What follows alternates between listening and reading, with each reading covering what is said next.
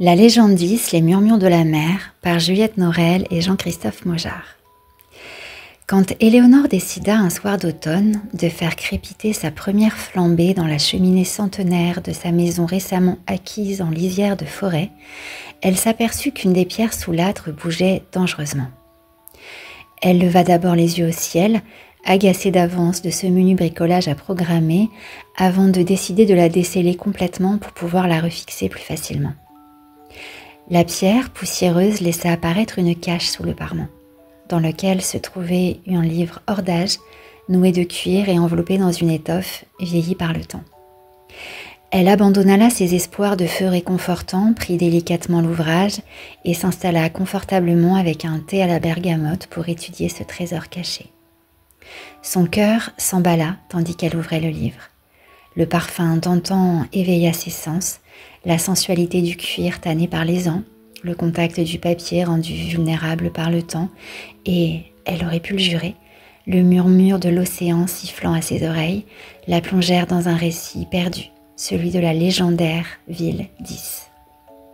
Les pages jaunies narraient l'histoire de cette cité enchantée construite par le roi de Cornouailles, Gradelon, pour Dahu, sa fille adorée au regard d'émeraude et au rire cristallin qui vouait une passion pour l'océan. Ys fut érigé sous le niveau de la mer à marée haute, les flots retenus par une digue forgée par les Corrigans pour protéger la cité de l'engloutissement. Seul le roi Gradelon détenait la clé permettant d'ouvrir et de fermer l'écluse. Mais Dahu s'ennuyait cruellement et transforma la cité en un lieu de débauche et de luxure. À chaque crépuscule, elle se faisait présenter de beaux jeunes gens masqués avec lesquels elle passait des nuits d'orgie. Chaque matin, au lever du soleil, les jeunes éphèbes étaient jetés du haut d'une falaise dans l'océan. Craignant le courroux divin, Saint Guénolé tenta d'avertir le roi des dangers de ses excès, mais sans succès.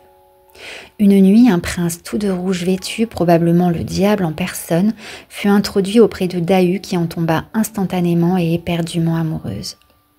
Sur son ordre, elle déroba la clé de l'écluse que son père gardait en permanence autour du cou et le beau prince ouvrit les vannes de l'écluse. L'océan submergea la cité en quelques instants. Le roi parvint à s'enfuir avec l'assistance de Saint Guénolé, mais il ne réussit pas à sauver sa fille des flots tourbillonnants.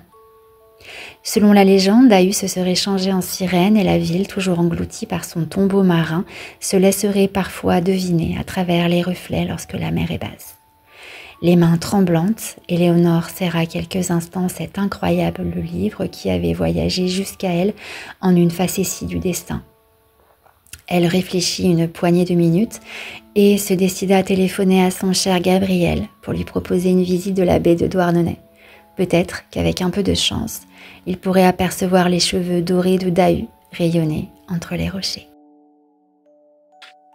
Les murmures de la mer. De ce cadeau de roi, en baie de Douarnenez, Dahu règne en beauté, festoyant chaque soir, séduisant des amants voués à trépasser, jusqu'à ce prince rouge au funeste pouvoir.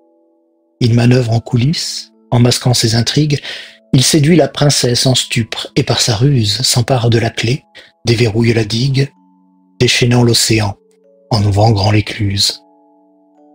Tandis que, derrière eux, Ys sombre dans l'abîme, Gradelon fuit à cheval, sa fille en croupe, hagard.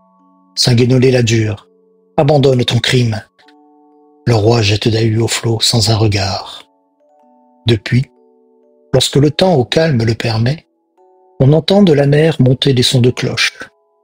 Ces murmures nous disent « Souviens-toi, Douarnenez, quand l'opprobre survient, le diable est en approche. » Sous les flots de Bretagne, engloutis, tu sommeilles, éternelle cité, Ys, chère est ton tribut.